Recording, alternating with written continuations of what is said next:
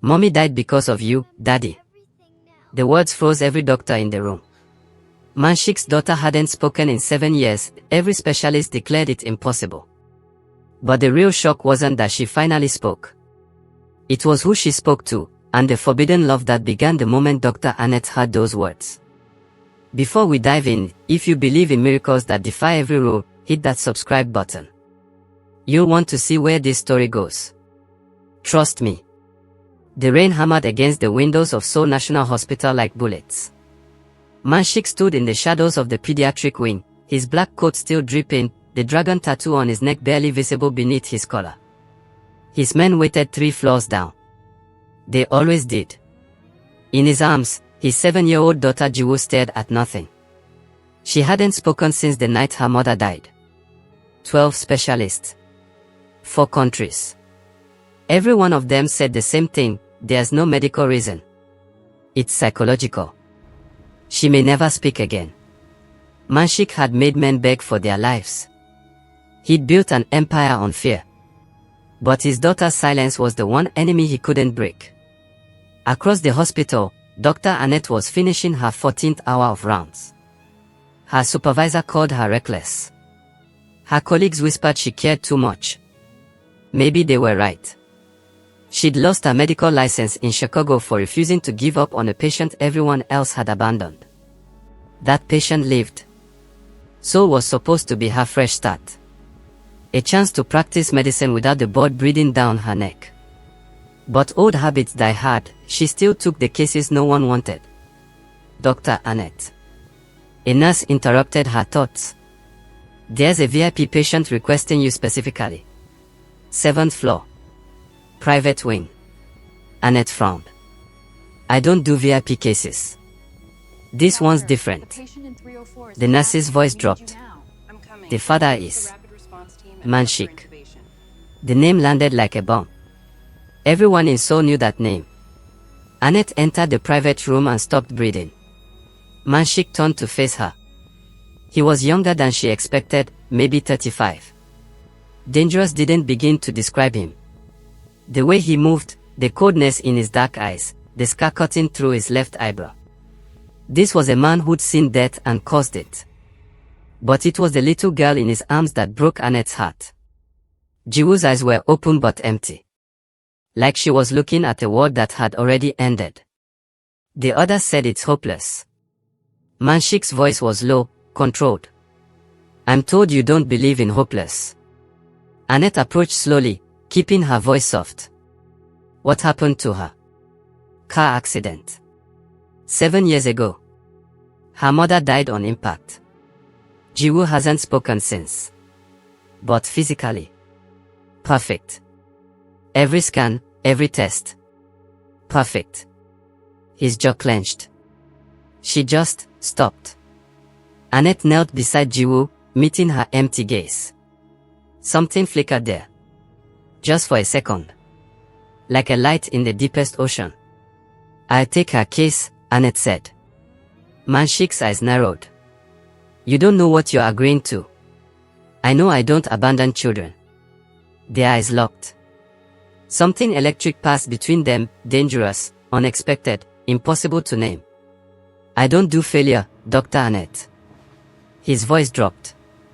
"And I protect what's mine." Then we want the same thing. The air between them could have started fires. 6 weeks later, Annette sat on the floor of Jiwoo's room in Manshik's compound. Not a hospital. He'd built an entire medical wing in his home, hired round-the-clock nurses, imported equipment that most hospitals couldn't afford. But money couldn't buy miracles.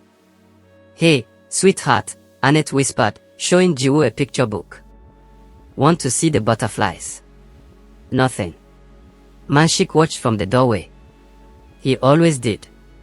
Silent, protective, those dark eyes tracking Annette's every move. At first, it unnerved her. Now she looked for him. "You should rest," he said quietly. "So should you." "I don't rest." Annette glanced up. "When's the last time you slept through the night?" His silence was her answer. She stood, crossing to him. They were close now, too close. She could see the exhaustion carved into his face, the way his shoulders carried 7 years of guilt. She's not gone, Manshik. She's just hiding. From what? Maybe from what she saw. Maybe from what she knows. Something dangerous flickered in his eyes. What does that mean? Pause here. What do you think happened the night Jiwoo's mother died? Drop your theories in the comments. And if you're hooked, hit that like button because this story is about to get wild. Annette didn't get her answer. Manshik walked away, disappearing into the shadows of his empire. But that night changed everything. She found files hidden in Manshik's office when she went looking for Jiwoo's medical history. Police reports. Witness statements. Photos of the crash that didn't match the story she'd been told. The car hadn't been hit. It had been run off the road. Deliberately. And Jiwoo had been conscious for all of it. You shouldn't be in here. Annette spun around. Manshik stood in the doorway, and for the first time, she saw something other than control in his eyes. Fear. Who killed her mother? Annette's voice shook. Manshik moved fast, closing the distance, his hand gripping her wrist, not hard, but firm. You need to stop. Was it you? The question hung between them like a blade. Manshik's grip loosened. His eyes searched hers, and what she saw there nearly broke her raw, bleeding guilt. No, he breathed. But it should have been me in that car. They were trying to kill me. She took my daughter on a drive to get ice cream while I met with rivals. They followed the wrong car. The truth crashed into Annette like a wave. Jiwoo knows, she whispered. She knows her mother died because of me. Manshik's voice cracked. She watched me pull them from the wreck. Watched me try to save her mother while men with guns surrounded us. She looked me in the eyes and just stopped talking. Annette's hand found his face without thinking. His skin was warm, real, human beneath her palm. That's not your fault. Everything is my fault. The kiss happened before either of them decided it. Desperate. Fierce. Wrong in every way that mattered. When they broke apart, Manshik's forehead pressed against hers. You should leave. This word, what I am. Shut up, Annette breathed. I'm not leaving her. I'm not leaving you. His hands cupped her face. I've killed men for less than looking at what's mine. And you? His thumb traced her lips. You make me want to be someone who deserves you. Then be him. Their second kiss was slower, deeper, filled with promises neither could keep and both desperately wanted. The breakthrough came 3 days later. Annette was reading to Jiwoo when the little girl's hand moved. Just slightly. Touching the page where a daughter hugged her father. Jiwoo. Annette's heart raced. Did you want me to read that part again? The smallest nod. Annette's eyes filled with tears. She read the passage about forgiveness. About daddies who make mistakes but love with everything they have. Jiwoo's lips moved. No sound came out, but Annette saw it. Daddy. Manshik. Annette shouted. Manshik, come here. He appeared in seconds, and the look on his face when Annette explained nearly destroyed her. Show him, sweetheart, Annette encouraged. Show daddy. But Jiwoo shrank back. The progress vanished like smoke. Manshik's devastation was a physical thing. She's trying, Annette said softly, taking his hand. She wants to forgive you. She's just scared. Scared of me. His voice was hollow. No. Scared of losing you too. That night, Manshik's enemies moved. Annette was leaving the compound when the black van cut her off. Hands grabbed her. A cloth over her mouth. Chemical darkness. She woke in a warehouse, tied to a chair. 3 men stood over her. The one in front had cold eyes and a smile that promised pain. Dr. Annette, he said pleasantly. You've become very important to Manshik. That makes you valuable to us. Fear clawed up her throat. He'll kill you. Let him try. He's been weak since his woman died. Soft. We need the old Manshik back, the one who doesn't care about anything. The one who rose through fear, not love. The man leaned close. You're going to help us break him. Manshik's phone rang at 2 a.m. A video message. Annette, bound, bleeding from a cut above her eye. Terrified but defiant.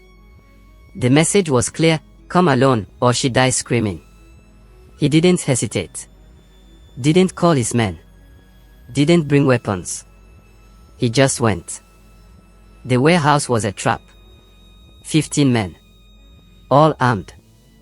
All loyal to his rival, Junho, a man who'd wanted Manshik's territory for years. There he is, Junho announced. The great Manshik. Brought to his knees by a foreign doctor. Pathetic. Manshik's eyes found Annette. Let her go. This is between us. No. See, I'm going to kill her in front of you. Break you completely. Then take everything you've built. Manshik's voice dropped to something deadly. Touch her, and I'll make your death last days. Junho laughed. Raised his gun toward Annette. And Jiwoo walked into the warehouse. Everyone froze. The little girl shouldn't be there. Couldn't be there. But she'd followed her father, slipping through shadows the way only a child raised in darkness could. She walked straight to Manshik, her small hand taking his. Junho's eyes gleamed. Even better. Kill them both in front of him. No. Annette screamed, thrashing against her bonds. Jiwoo turned to face the gunman. Her voice, silent for 7 years, emerged clear and strong. Mommy died because of you, Daddy. The warehouse went silent. Tears streamed down Manshik's face. I know, baby. I know. But Mommy told me something before she closed her eyes. Everyone leaned in, even the gunman, shocked by the speaking child. Jiwoo's voice grew stronger. She said, tell Daddy it wasn't his fault. Tell Daddy the bad man chose this. Tell Daddy I love him, and he needs to live. For you. Manshik dropped to his knees. I was scared to tell you, Jiwoo whispered. Because if I talked, I'd have to remember. But Dr. Annette taught me something. She looked at Annette with eyes full of wisdom no child should have. She taught me that love is stronger than fear. And Daddy, you love me. And you love her. She pointed at Annette. So you have to be brave. Like Mommy was brave. What happened next became legend in Seoul's underworld. Manshik stood. Kissed his daughter's forehead. And whispered something that made her run to Annette. Then he became the man they all feared. 15 men. No weapons. Just raw fury and 7 years of grief. It lasted 4 minutes. When it ended, Junho was unconscious, his men scattered or broken. Manshik untied Annette with shaking, bloody hands. You came, she breathed. I'll always come. Their kiss tasted like blood and rain and tomorrow. 6 months later. Jiwoo sat in Manshik's office, chattering happily about her day at school. Real school. With other children. Living a life her mother dreamed for her. Annette entered, and Manshik's face transformed, the cold Mafia boss becoming a man so deeply in love it had to watch. How was the clinic? He asked. Busy. Your donation helped us expand. She smirked. Turns out money from reformed gangsters spends just fine. Reformed. He pulled her onto his lap. I prefer selective. Jiwoo giggled. Daddy only hurts bad people now. Dr. Annette made rules. Dr. Annette makes a lot of rules, Manshik murmured against Annette's neck. And you follow everyone, Annette countered. Because I love you. The word still shocked her. Thrilled her. This dangerous, impossible man who'd chosen her, chosen light, chosen change. I love you too, she whispered. Jiwoo bounced excitedly. And I'm going to be the flower girl at your wedding. You promised. Annette's eyes widened. Manshik. He pulled a ring from his pocket. Simple, perfect, exactly her. I'm a man of extremes, Dr. Annette. I don't do anything halfway. So when I love completely. Forever. No escape. His dark eyes held hers. Marry me. Make me better. Make me yours. Tears spilled down her cheeks. You're already mine. Is that a yes? That's an absolutely. Their wedding was small. Jiwoo wore a yellow dress and smiled the entire day.